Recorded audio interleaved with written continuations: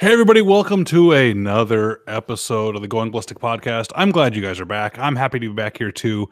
And normally we've been having Jason, my cousin, on with me tonight, but he posted some footage of an incredible sandstorm that caused a lot of damage around his house. And I hadn't talked to my good buddy in a long time, so I reached out to him and said, Sean Heron, you want to come on tonight and hang out with us? And I think he said yes. Sean, are you there? Just kidding. Yes, I'm here. Yes. I was like, nope, not here. I left. Welcome, man.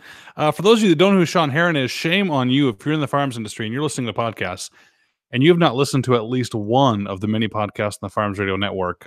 Something's wrong. And I don't take that as competition or as a problem at all. I'm one of those people that believes that with all this content and all this media that we're creating out here, that more is actually better. I think that it's better to have more opportunities to listen to different topics and different personalities. And I first met Sean as a guest on We Like Shooting a couple years ago. Isn't that right, Sean? It is. Yeah. That was the first time I think we met. I don't remember how we found you or, yeah, I don't recall actually, but yeah, we had you on. It was awesome. And we've been friends ever since. Yeah, we actually linked up. We actually met each other in real life and everything too at SHOT Show and had a good time. We never did our SHOT Show catch up podcast, which we need to do next year. We need to be better about that because we had a little bit of hijinks going on, especially between me and AA Ron.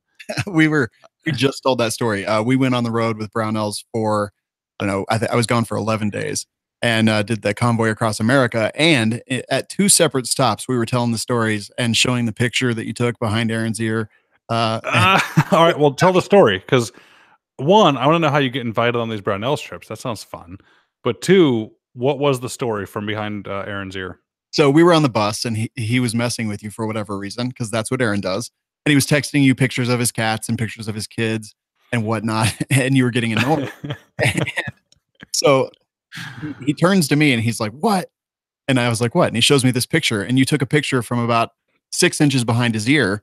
And you sent the caption, "I could have killed you, bitch."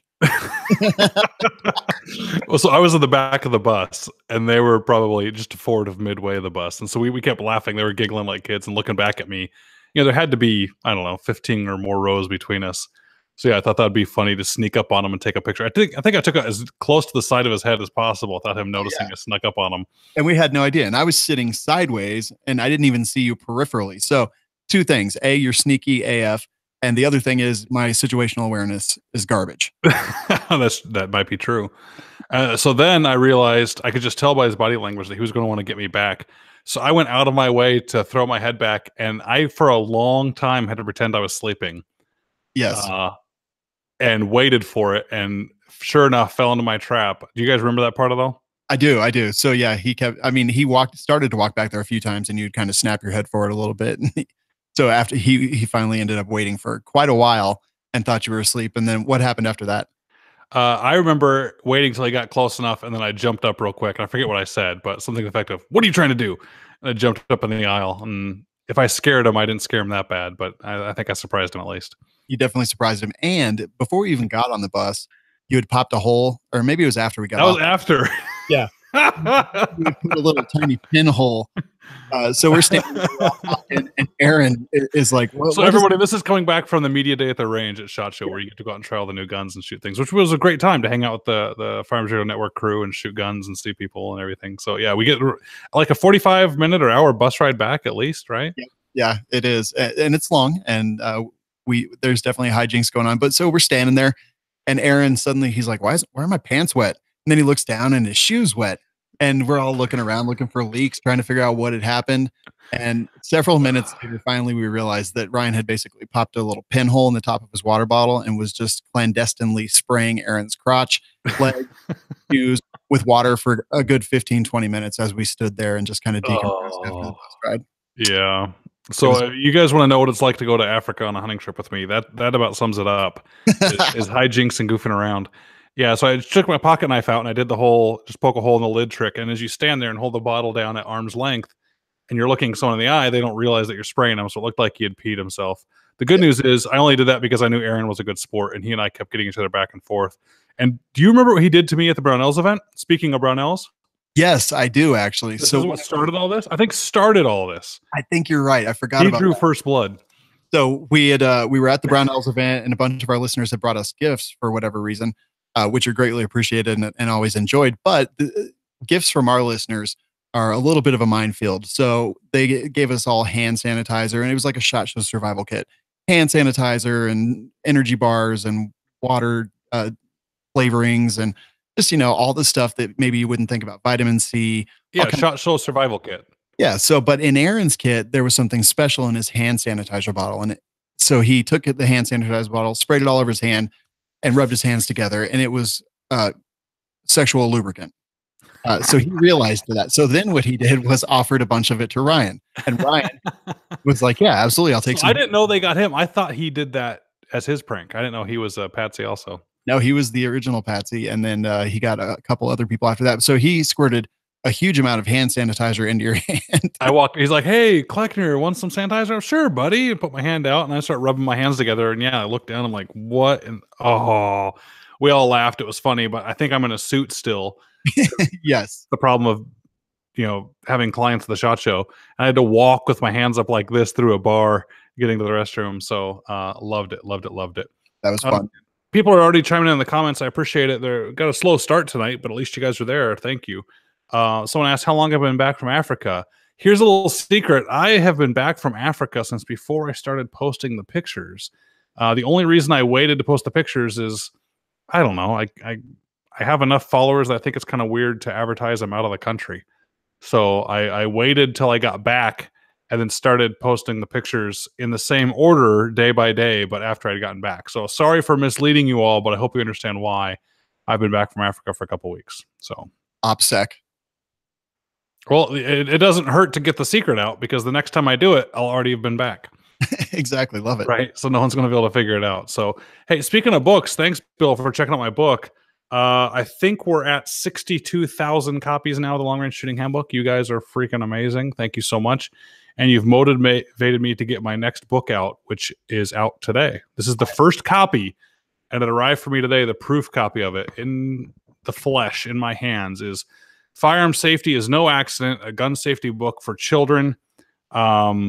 Check it out. I'd appreciate it. This is really weird. I will tell you what, I am way more nervous releasing this book than I did the Long Range Shooting Handbook because I know shooting and long range shooting more than the average shooter. So it was easy for me to confidently put that information out there because I taught that information for years to professional snipers and say, you know what, debate me, don't agree with me if you want, but this is what I know. That was easy. For some reason, when it comes to fiction, it's a little more vulnerable. I don't mean to get all touchy-feely weird on you guys, but it kind of is because you made up the story on your own. The idea is I thought that too many gun safety books or gun safety messages were, I don't know, some of them were kind of corny in the wrong way. They're, like Timmy the Gun talks about gun safety. And I have 2 kids and I don't know if they want to read that or have that read to them. So what I did is I made more of a kid's book. I actually went into my kids' books and looked at some of them. And I made mine corny too, but I made it corny in the parent way. Like there's lots of it's okay, I love yous from the parents to the kids and things like that in there. So it still is corny, but what I do is I wait to the end to even introduce the guns. So the book, the entire way through, is 2 kids sharing stories that when they did something around the home that caused an accident, and their parent essentially explains to them, it's okay, accidents happen, I still love you, we can clean it up. And it goes through the whole book that way until at the end, one of the kids ends up trying to go play with the gun that was left out. And the grandpa explains towards the end here, things break and they bend, things crack and they fall, but things are easy to fix and mend. But accidents happen. I know it's true, but there'll never, ever be another you. So it makes the distinction at the end that an accident with a firearm is something that's entirely different than an accident with a vase.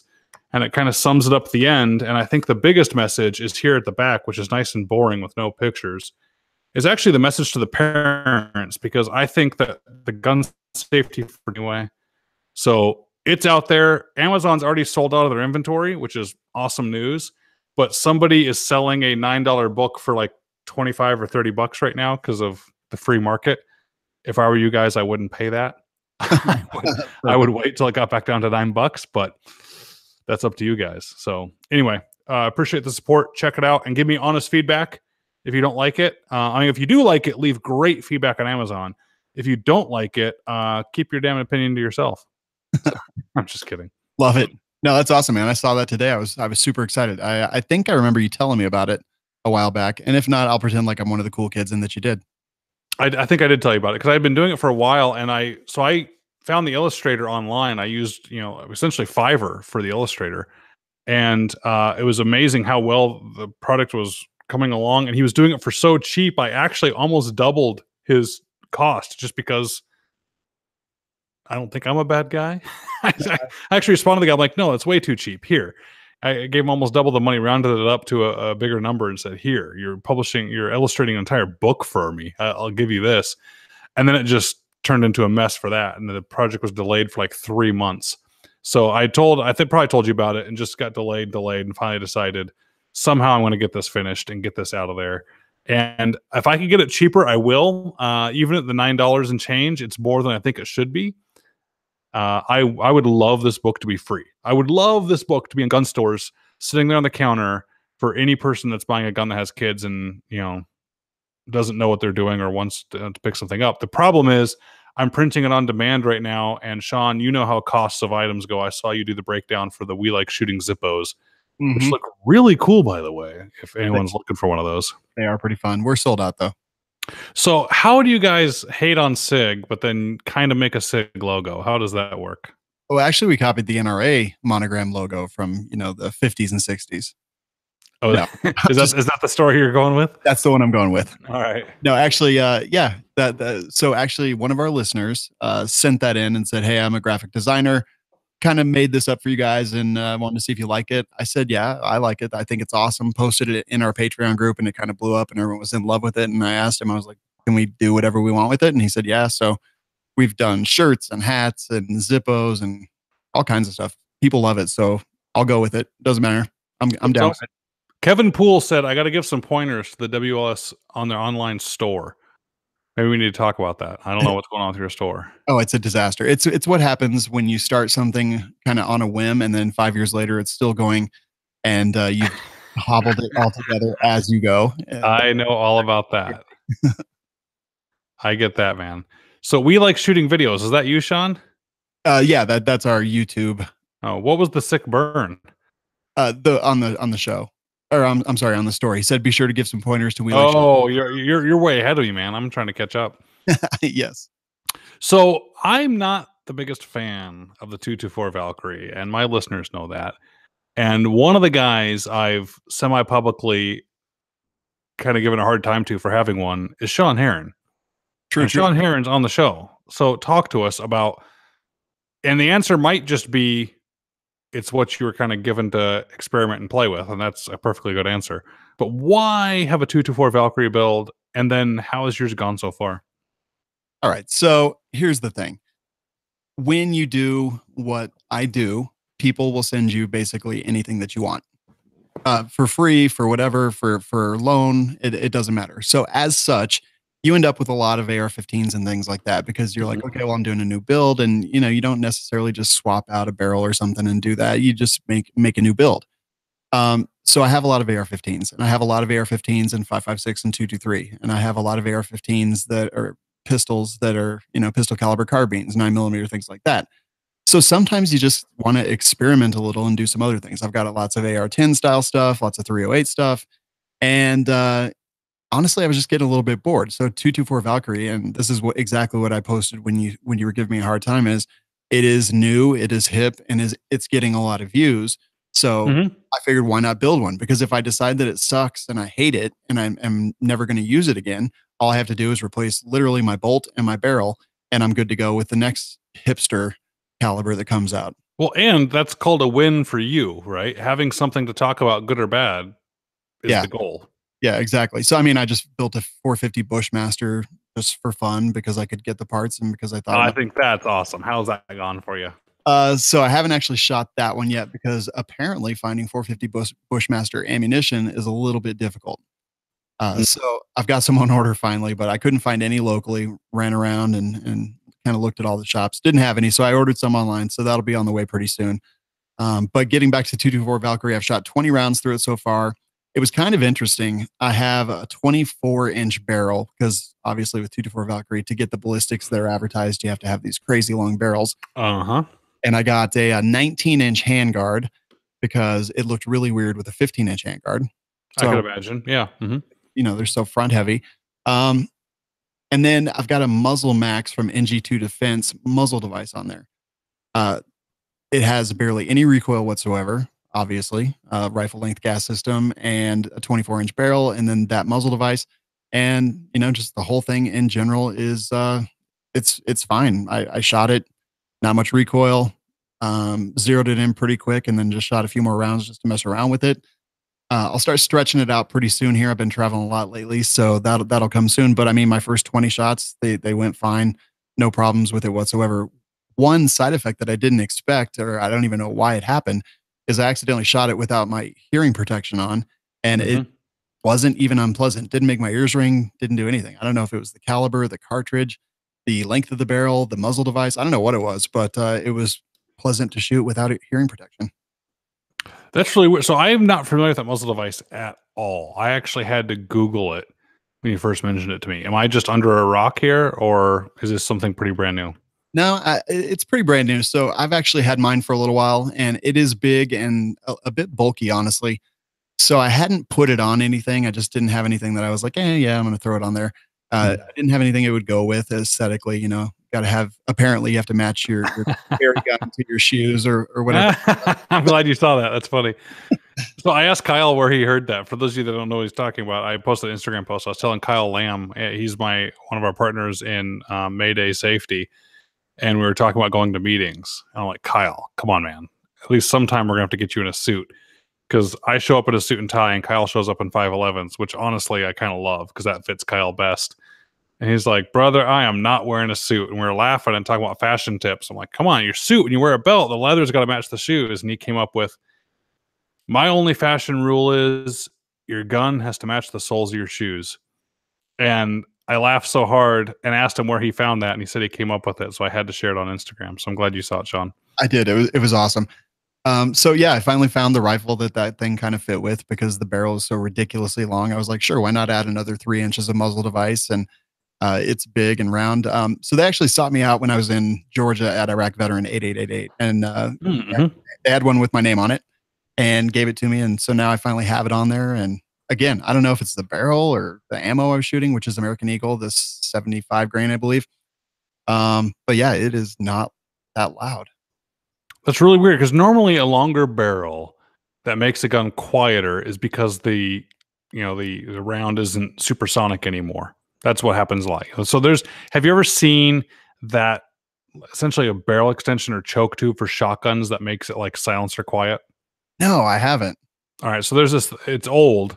It's 4, maybe 5 feet long. It's essentially a choke tube that's just super long. You screw it into a shotgun, and it's just when you're out front on the farm or shooting birds out there, it's so long that the entire concussion from the shot has a time to dissipate by the time the wad leaves the barrel. And it's freaky how quiet it is, and it's not regulated as a silencer. The problem, though, is your 224 Valkyrie, the whole reason you have the longer barrel is to get the velocity. I mean, you have a screaming fast bullet coming out of that thing. I get a longer barrel may not be as loud as a shorter barrel, but there's got to be something to that muzzle device. I'd like to check one out and see what it does. Yeah, I know some people. We can make that All happen. right. So Vaughn Sabson, I hope I didn't butcher your last name. Thanks for joining from Finland, man. Glad to have you here. You said you have a question. What's my opinion on Sako Tika rifles? Man, you must be new, Vaughn. I'm a huge Tika fan. I think Tika is the absolute best value for the money for precision rifles. I think, even though I personally loathe pistol grips on bolt action rifles, I think they make it a more difficult to use platform. I think it's a negative. The Tika TAC A1 is the easiest, simplest, least expensive tack drivingest rifle I think you could possibly get. The video I did for the NSSF, who someone else mentions here, Dave, the very next comment talks about that. Thanks, man. I'm glad you like the videos. We did a 20-minute, one shot, one camera angle, no takes, video of me zeroing a rifle and a scope. And I did it with that Tika TAC A1 fresh out of the box. And it shot a half-minute group without even trying. They're just amazing, amazing rifles. The Sakos, I think, are beautiful, And I would love one for maybe a hunting rifle, or maybe the Sako TRGs. But for most purposes, I think the Tikas beat them. I really do. They're um, much more inexpensive. I don't know if that makes sense. They're less expensive, but I think a lot of the features on them are more desirable. So, have you shot a Tika at all, Sean? No, man, I haven't. And I know, so I'm always on the lookout because I know how much and how fond of them you are. So I'm always kind of on the lookout for a good deal because I do want to pick one up. I think I will get you a good deal, Sean. All right, done. Yeah, they are smoothest bolt. I mean, the triggers are nice. They're not the top of the line best triggers you could ever possibly get, but they're amazing for a factory. You know, the bolts are just crazy smooth. And go look at any of my videos where it's one continuous camera shot. Even when I mess up, I have a mistake in that video, and I say, "Hey, look, I made a mistake. Let's figure out how to recover from the mistake." You see how that gun shoots with factory ammo. They can't miss. They're amazing. So we'll get you checked out with some of those. So the 220 Valkyrie, you only got 20 rounds into it. How's the recoil? Nothing. I mean, rifle length gas system. I mean, obviously AR-15s don't have a ton of recoil already, but you know, anything rifle length is usually pretty smooth on that recoil impulse. And I've just got a minimalist stock from Mission First Tactical, which I throw on tons of my rifles just because I like them. Exactly. They're by far my favorite. I've got a bunch of ARs in the other room, and they've all got them on there. I used to think they were kind of silly looking until I used them. So I just held up a little MPX here that I took off the factory stock and put on a folding stock with the Mission First Tactical minimalist buttstock on there. I love that thing. That's kind of my go-to stock now. Yeah, I like them too. Actually, I just recalled that was what I had on it first, and then I later replaced it with the carbine Luth AR Scolation or whatever it's called. It's just like the Luth AR that's kind of completely skeletonized, and they removed all the doodads and doohickeys and whatever. So I've got that on there. But yeah, recoil almost non-existent. Very, very smooth recoil impulse. And did you get any distance out of it, or did you say you were just shooting at 100? 100. Yeah. Good accuracy? Yeah. So far, good accuracy. The 75s, it'll be interesting. Those are more for the plinking. But then again, I've been here in the 90s, and bigger pills have been giving people some problems so far. So we will see, honestly. Yeah. Keep us up to date. We'd like to know about that. Austin asked us a question about optics. Can I name a few scopes that are on a handful of my rifles? I can. I never heard much about mine. I thought I have. I kind of shoot mostly Vortex now. Vortex razors, in my opinion, are the best scope you can get. Not for the money. I think they're the best.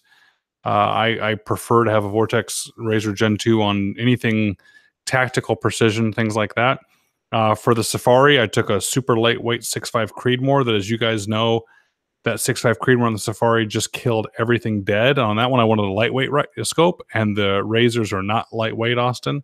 So I have, or the typical razors aren't. This was the Razor LH I had on there. I have a few Leupold Mark 5s, some Mark 6s, Mark 4s. I'd have to say that almost every scope I own is a Leupold Mark 4 or higher, or a Vortex Razor Gen 2. Sean, what kind of scopes do you like? You know, I've got a bunch of different stuff because we do test a lot of stuff. So on the T4 Valkyrie, I've got the Lucid Optic. This is their, what's the model? It's MLX, 4.5 to 18, and first focal plane. Excuse me. But yeah, so far so good. It's fine. It's what, $670, something like that. Threw it into an Aero Precision lightweight single piece mount, and yeah, so far it's doing fine. Is that a we like shooting lower? Oh yeah, it is actually. That's awesome. I forgot about that. Yeah, so I'm holding it up to the camera. So if you're listening to the podcast, you can't see it, but just laser engraved, we like shooting lower. And the dust cover says WLS is life. That's so. Are people really getting that tattooed on their bodies? I've seen a few posts about that. 13 of them so far. So did you make a deal that you were going to get it tattooed on your body if enough of them did? So yes, because I thought no one would ever do this. I thought it was a terrible idea. I said if 10 people did it, that I'd do it. Now we're up to 13. It shows no signs of stopping. And so you're going to do it or not? Yeah, I mean, Yeah, I'm a man of my word, even if my word is stupid. So I will do it. I'm not a tattoo guy, so I think I'm going to get it on my thigh. So when I'm wearing a Speedo, people will be able to see it. But otherwise, everyone will think I'm just a fat nerd. Now, did you say what kind of tattoo you're going to get? Oh no, I would never be that ridiculous. So, it has to be a WLS thing. So it'll be WLS related, but it's going to be smallish, not too small. Like I'll follow through on the bet, but it's not going to be a sleeve or anything like that. Gotcha. And do you have any other tattoos? Zero. I'm not a tattoo guy. Oh, Yeah. yeah. If there's something meaningful in your life that you might have ever thought you'd get a tattoo for, you should do that first, because then you can say that was your first tattoo. Yeah. There's never been, I mean, I have meaningful things in my life, but never anything that I wanted a tattoo of. So this is going to be the one, I guess. And I don't plan on getting more. Would they be willing to like double or nothing on a much higher number and you take a brand instead of a tattoo?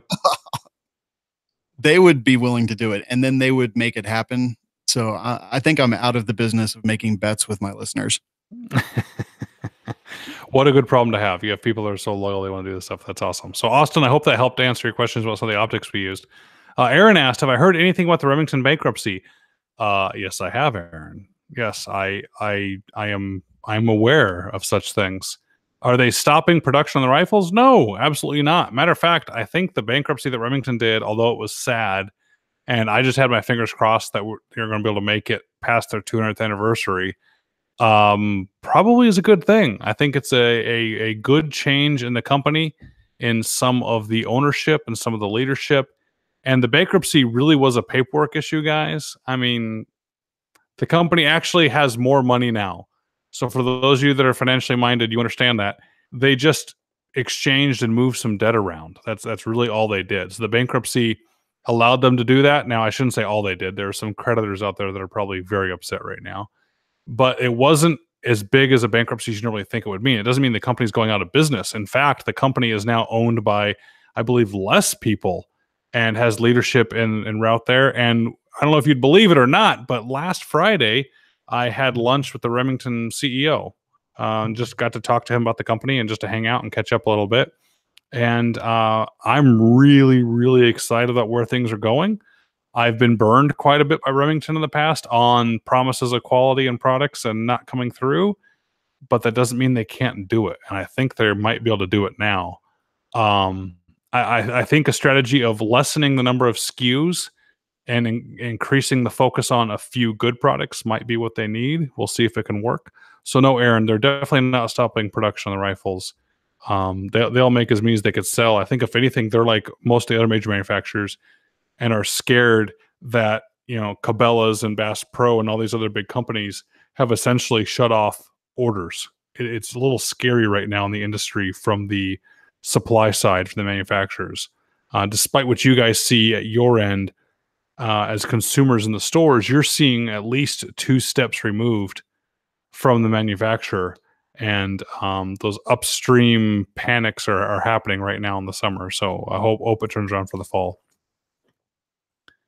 Let me see what else. We have lots of good comments here. What are some good rangefinders from Steven? I can't beat my SIG Kilo 2400 ABS. That thing is obscene. You guys know I'm a big fan of Vortex, but man, I have a Vortex Ranger 1000, I think, or 1200 rangefinder, and that SIG 2400 ABS. That SIG 2400 ABS is easily the biggest advancement in long range shooting we've had in the last, I don't know, at least 5 years. It takes everything to the next level, and a huge congratulations to them. I've without fail scanned patches of dirt at 1,800, 2,000 yards of that thing. It's amazing. It really is worth the money. Go ahead, Sean. That's awesome. I've seen you talk about that one. I don't have one. I've got a Pro Staff 7i laser rangefinder that's adequate, but I wouldn't say I love it, from Nikon. Right. Well, it's good. I think it's a good value for the money. Yeah.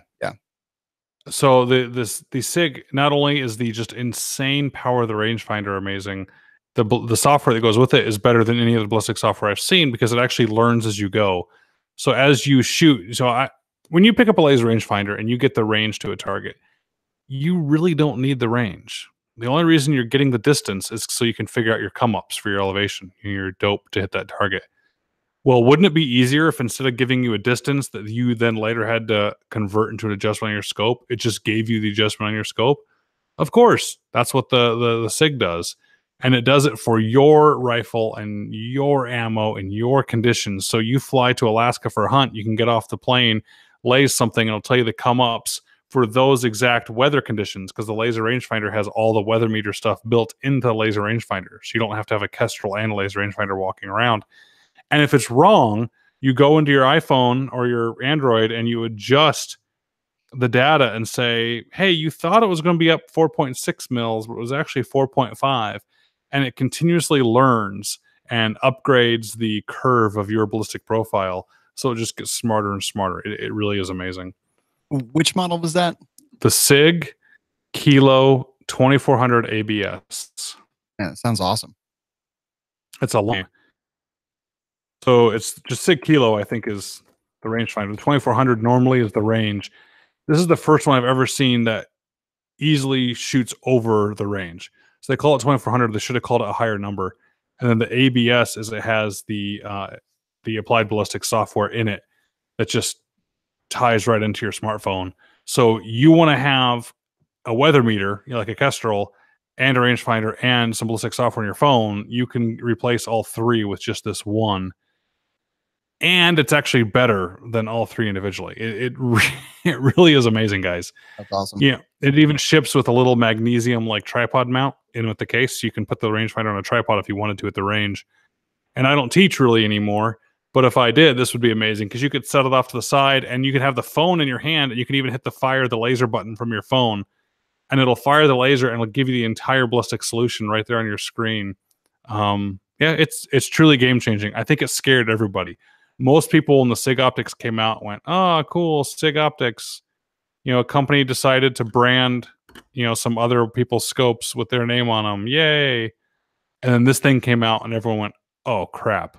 This is leaps and bounds better than anything that's available on the market. So, yep. Good stuff. Good stuff. So, 224 Valkyrie, 450 Bushmaster. What upper or barrel or what did you do for your 450 Bushmaster? Let's see. So let me just look it up real quick. I've got it here. So it is a Faxon barrel. It's a 16-inch. Pull up the stats here real quick. Yeah, so it's the 16-inch Gunner big bore 450 Bushmaster, nitrided, $270. What is it? 1 in 16-inch twist, and you know everything else is pretty standard on it. But yeah, 1 in 16 and a 16-inch twist. So the only thing I don't like about the 450 Bushmaster is the name. it is interesting. They could have come. I mean, 224 Valkyrie, that's selling and that's popular because the name is awesome, right? Right. Yeah, I agree. Yeah, they made an awesome name for it, and the Bushmaster, it's like, oh, we named a really cool, awesome round over the budget-minded name, kind of like the ACR. For my listeners, know I love the ACR, the rifle. The problem is most of them are the Bushmaster ACR. When it was the Magpul Masada, it was awesome. The second they put Bushmaster on it, no one liked it anymore. Have you ever seen the 45 Raptor, Sean? Yeah, I've seen it a little bit. I've shot it a couple times actually. We talked to the guys when they were developing it a bit, and yeah, we definitely got to shoot it a little bit. What? I want one of those so bad. Yeah, we didn't have one. I don't remember where we were, but they were at an event we were at, and we got to shoot a couple. So the 45 Raptor is kind of close to the 450 Bushmaster in that it's a 308, essentially straight walled cartridge with a 45 bullet in there that can be used in AR-10, and it just hits like a hammer. But the reason I really think it's cool is one, it's just a massive cartridge, but it matches the reloading profile of a 460 Smith & Wesson. So all the load data for 460 works for the 45 Raptor. And awesome. Any revolver for 460 can be adapted to 45 Raptor. So, yep. You know, the plunger on a revolver that raises the cartridge out, you get a special little adapter in there. So now you can have just a beast of a cartridge coming out of a revolver and a rifle, just the same ammo. I know it's absolutely impractical, but I think it's kind of cool. And that's the kind of thing that I love. I don't care if it's practical or not. Like, we don't always have to be practical. Yeah, that's true. That's true. We're at that point now where someone asked me, Red Dawn happens. Which gun do you grab? I think that'd be my worst panic. Right. It's not that Red Dawn happened, but that, oh crap. Well, this one, but it should have that scope, but that scope's on that rifle. And well, that one I took the scope off of is not zeroed. And well, I have more ammo for that one. And then the beware one man, he knows, beware the man that has one gun, he knows how to use it. I'm the opposite of that. I wouldn't even know what to grab. I would be the exact same. I would want 450 Bushmaster because I mean that's just obscene. But then I've got 458 SOCOM. So if I want all these obscene cartridges, that's great. But really, I'd probably just grab something like maybe a 308, something that's fairly ubiquitous. So, dude, I agree with you, but I have slowly converted over to 6.5 Creedmoor. I mean, slowly. Only in these last couple of months have I finally become a fan of it, and now I am complete fanboy of it. I cannot get over what that cartridge does. I know I'm late to the game on it, but now that SOCOM's picking it up and it's becoming more popular around, I might actually grab the 6.5 Creedmoor. It used to be 308 because, well, it's a NATO cartridge. Yeah. As an old HK shirt used to say on the back, which I've never really seen in the wild. I think I've only seen pictures of it. On the back, I had a picture of the 417, and it said, HK 417 and 308 double taps not required. That's why 308 is awesome. But it's a NATO cartridge. You could find it anywhere. But 6.5 is just getting so popular. I was in a Walmart the other day. Yes, that's one interesting part of the story is I was actually in a Walmart. The other one is they had 3 SKUs of 6.5 Creedmoor next to 2 SKUs of 308. Wow. And right then and there, that was 2 months ago, I went, that's a sign that 6.5 Creedmoor is taking off more. And then, the more the military adopts and things like that, it's the wave of the future. It really is. So this 224 Valkyrie, that was actually my choice. I was like, I'm going to build something that I want to push out a little bit. And everyone's got the 6.5 Creedmoor. Everyone loves the 6.5 Creedmoor. I should really put together a 6.5 Creedmoor. And then I got distracted by all the so my favorite thing when people say the 224 Valkyrie, which I still don't get, is, yeah, but Kleckner, you could put it in a small receiver. You can put it in a short receiver. Well, like somehow an inch shorter AR-15 receiver versus an AR-10 receiver makes up for needing a 24-inch plus barrel. I don't get it. I mean, cost is a concern there because AR-10 that pattern, everything is more expensive, but it's not that much more expensive. And look at this rifle. I mean, describe to people what you see. I know this is a podcast and it's audio, but for you just looking at my screen right now, like describe to people how ridiculous this is. It looks like Merlin's staff with a scope on it. Yeah, it's crazy. I mean, it's tall. It's almost as tall as I am sitting down when you put the stock on the floor. So yeah, a 6.5 Creedmoor is in my future, and if it's Kleckner approved now, it's a much I am my future. I'm trying to give away 308s now. I am such a diehard 308 guy for years. I talk about 308. It's good enough. And everyone talks about, well, the new cartridge is flatter and this cartridge is that. And I have to remind everybody, every year, a new cartridge will come out that is flatter or has more energy than the previous one. You can't chase the new cartridge all the time. If you want something that's going to work, that you can find ammo anywhere you go that is good enough, I think it's 308 because we figured it out. Everyone can make accurate loads for it. Everyone knows how to make an accurate rifle. Yes, it has trajectory like a basketball, but who really cares? If you're adjusting for distance, you're adjusting for distance. And the other reason is I see wind in 308. I don't look at wind and see at distance, well, that's a 3 mile an hour wind. I look at wind and think, well, the 308, that's about a half mile left. And that's how I kind of dream in 308. And so 6.5, I just didn't get until, we're shooting wildebeest and tumbling them within a couple of yards, and kudu and all these animals. There's something about the lethality of the 6.5 and how light recoiling it is and yada, yada, yada. Now that the military is taking it too, I mean, guys, they're taking belt-fed 6.5 Creedmoors right now. There are contracts out there and people are delivering belt-fed 6.5 Creedmoors to the military. It is kind of the perfect mix of both the 5.56 and the 7.62. Now, the only reason I hesitate saying that is I hate 40 cal.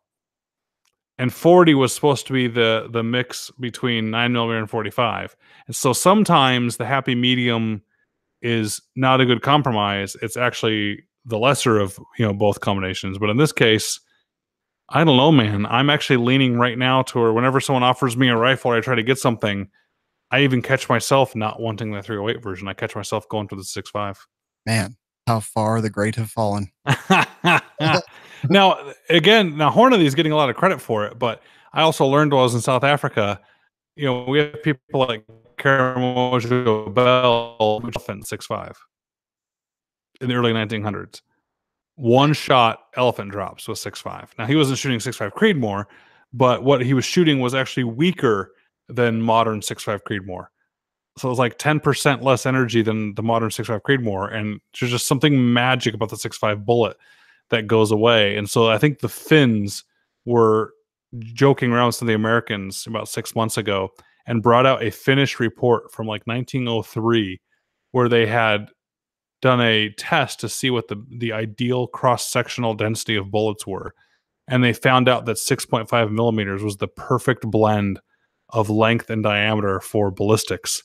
This is like in the early 1900s, and they were laughing. Hey, Americans, congratulations for figuring out the 6.5 works. It only took you this long. Right. So, I mean, I'm glad we've standardized it, but 6.5 by 55 Swede and a whole bunch of other 6.5 cartridges have been around for a long, long time. I'm glad we're there. We're actually at a cartridge now, with my Barrett Fieldcraft or one of those Tikka ultralights. You're at a 5 or 6 pound rifle that very little recoil to 6.5 Creedmoor. My wife or anyone that's susceptible to recoil can easily hunt with. So I don't know, man. Sean, we need to get you a 6.5 Creedmoor Tikka. I think that's the perfect mix. There you go. I'm kind of in. We actually just started doing some work with Howa, and I know they've got some 6.5 Creedmoor stuff. I missed the first part of that. What did you say? Who has 6.5 Creedmoor stuff? We just started talking to Howa about working with them on some stuff. So I know they've got 6.5 Creedmoor. Mm-hmm. Yep, but definitely. Yeah, honestly, though, maybe a Tikka. That's probably the right idea. I'm going to get one anyway, so I might as well get a 6.5 Creedmoor and do it up. We will try to figure something out. So, Sean, thank you so much for chiming in. I haven't even been looking at the chat and the answers we need to get on there before we call tonight. Yeah, man. Someone asked slings. I don't. Oh, sure. I'll talk about that. And someone else asked, when will Mayday Safety be available for Android devices? Well, I have 3 Android devices on my person or near my person right now that have Mayday Safety on it, Kevin. So it is actually completely developed. Almost ready to go. We're just doing all the beta testing right now. I'm even hiring a firm to do larger scale but quicker beta testing for me. So, Kevin, we're talking a matter of days right now for the Android version. The slings, where was the sling question? I was just looking for it. I don't remember. It was just, let me see if I can find it. Question about optics, did they delete it? Maybe they did. What's your thoughts on slings? Going to try PRS in production class next year with a Ruger Precision in 6.5. Oh, okay. So slings, I think, are an amazing shooting tool. I do not think that they are merely a purse strap, a way to carry your rifle and you don't want to carry it. I say that, although I had one student come through my courses with a Louis Vuitton sling. Whoa. He actually had adapted a Louis Vuitton luggage strap for his sling on his rifle. Good for him. I thought it was hilarious. So I had to take a picture of it. I have it somewhere. You got my Australian Shepherd waking up in the background. So slings are an amazing shooting tool. And even if you have a simple basic one, do it. Just get a simple strap that's adjusted the right length for you to do a hasty sling. If you'd like a cuff sling, I mean, I'm partial to my sling, not because I sell it, but because that's the design I came up with because I thought that's what worked the best. So I make a sling, or I have a sling made for me that looks like a standard sling, but has a loop that's adjustable in the middle through which you can put your arm and yank forward on the rifle, and it kind of quick cinches down to a cuff for you. For some people, that doesn't work.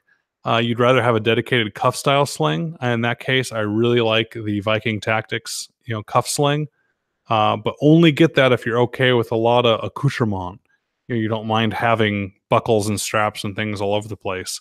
So I think my takeaway here is whatever sling you have a sling and use the sling whenever you can in positional shooting. But Jeff, if you're getting into PRS, don't overdo it at all. Go without enough equipment your first couple times and learn and figure out what you need. And people in PRS are some of the nicest people that are going to give you advice and let you borrow their gear, and you're going to figure out what you want anyway. So I don't know, man. Use the sling you got now and wait and see what you want to get later. You should take a look sometime at the hybrid defensive Mark One sling. It's super inexpensive. I've actually been using it for a few years. I've tried a bunch of different stuff, and this one I kind of like. It's got some beads on it that you can grab and quickly adjust to whatever you need, whatever length you need. But $40, and I've been Hybrid defensive. yeah. Yep, Hybrid Defensive Strategies is the name of the company, and the sling is called the Mark One. Uh, I've had one since they were in just kind of their beta testing, pre-production stuff, and I've ordered a couple since. I like them. They're handy. They're simple. They're inexpensive. It's got some They work. beads on it. You're right. Yeah, the beads are just so you can quickly grab. Oh, okay. I get So made. I was afraid to ask what those were for. Yeah, I get made fun of a lot for the beads, but they're actually really effective. Huh. Give you a good grip. So yeah, you should check that out. It looks a little bit like a Viking Tactics sling. I guess the same kind of quick release buckle type idea, Yep, I've heard that before. but it looks good. I'd be willing to check one out. Yeah. Yeah, they're pretty cool. I've been using them for years. I use them for everything. And just kind of, I always keep one in my range bag, one in my rifle bag, just so whatever it is, QDs on them, just throw it on, use it. Dude, you are way more prepared than I am. You carry extra slings. That's awesome. Well, I'll tell you why, because one time I went to a class, it was a carbine class, and forgot a sling, and I ended up using paracord. And as you can imagine, using paracord as a sling all day leaves some pretty awesome rope burns on your neck and back. So now I'm prepared because Yeah. Yeah, makes sense. J. Elcon, I don't know how to pronounce some of your guys' screen names. I'm sorry, man. You asked why the 260 hasn't taken off like the 6.5 Creedmoor. I don't mean to crap on Remington on this one because I hope you guys know that I still bleed Remington green, despite some of the mistakes like the 260. The 260 should have taken off better than the 6.5 because the 6.5 never should have been invented if the 260 was supported. One of the things that Remington has a bad rap for is, and it's a virtue of being too big of a company, is they will come up with a new cartridge and then abandon it for the next cartridge. And you'll have, financial decisions made about which caliber to run at the ammunition plant and look at something like a 260 and realize, well, we can make more money on 375 H&H cartridges or things like that. And they kind of have abandoned cartridges. I mean, think about the 6.8 SPC. That was a Remington cartridge. Yep. It was the best new thing ever, and then it disappeared. And then so no one wanted to buy a rifle chambered in it because it was abandoned. The 260, the 30 AR. How many Remington cartridges can I name here that they do that to? 300 Blackout, they almost did it to, by the way, which scared a lot of people in the industry for a while. So that's what happened. They came out the 260. They didn't support it like they should have, and it kind of went away. And Hornady came out and said, we're going to do it. They made some improvements. They really did. And they just hammered it home on the marketing and support for it. And it is what it is today. And I'm glad that Remington actually finally came out with a 6.5 Creedmoor rifle. For a long time, years, Remington kept saying, we will not make a 6.5 Creedmoor rifle because we think 260 is better, which was crazy. And they finally came out with one, and the rest is history. So I'm glad you guys that have tried Tikkas and checked them out. For how much I talk up Tikkas, believe it or not, I'm not a shill. They don't pay me. They may be kind to me and let me borrow stuff every once in a while, but I actually think this is a true.